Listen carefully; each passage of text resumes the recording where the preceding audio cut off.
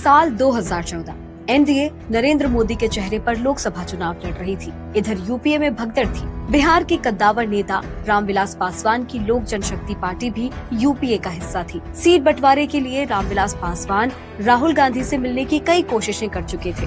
जब बात नहीं बनी तो रामविलास के बेटे चिराग ने एनडीए से बात करने का सुझाव दिया तो रामविलास गुस्से में बोले, मैं जहर पीना पसंद करूंगा लेकिन एनडीए के साथ नहीं आऊंगा। नमस्कार, बिहार के ताकतवर राजनीतिक परिवारों की सीरीज कुनबा के दूसरे एपिसोड में कहानी 6 प्रधानमंत्रियों के कैबिनेट का हिस्सा रहे राजनीति का मौसम वैज्ञानिक कहे जाने वाले रामविलास पासवान और उनके परिवार की।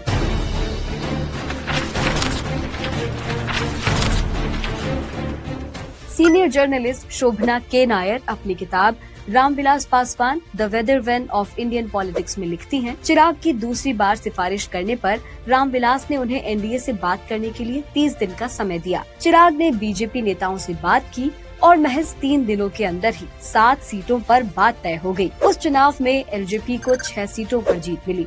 इनमें से 3 पर पासवान परिवार के ही उम्मीदवार थे। इस जीत ने चिराग को पिता रामविलास की विरासत के उत्तराधिकारी के तौर पर एस्टैब्लिश कर दिया। पासवान कुनबे की राजनीति में ये चेहरे प्रमुख हैं। रामविलास पासवान लोक जनशक्ति पार्टी के संस्थापक। पहली पत्नी राजकुमारी देवी राजनीति में नहीं है। इनकी 2 बेटियां हैं, उषा और आशा। बेटी उषा और पति धनंजय कुमार राजनीति में नहीं है। बेटी आशा के पति अनिल कुमार साधु आरजेडी से जुड़े हैं। दूसरी पत्नी रीना पासवान, इनके 2 बच्चे हैं। बेटी निशा पासवान, दामाद अरुण भारती सांसद हैं। बेटे चिराग पासवान अविवाहित हैं और केंद्रीय मंत्री और लोजपा के अध्यक्ष हैं। रामविलास के मंझले भाई पशुपति कुमार पारस पूर्व केंद्रीय मंत्री और लोजपा से अलग बनाई राष्ट्रीय लोक जनशक्ति पार्टी के अध्यक्ष हैं। सबसे छोटे भाई रामचंद्र पासवान पूर्व सांसद थे और इनके बेटे प्रिंस राज पासवान पूर्व सांसद हैं। रामविलास पासवान ने अपनी विरासत एक दिन में कायम नहीं की।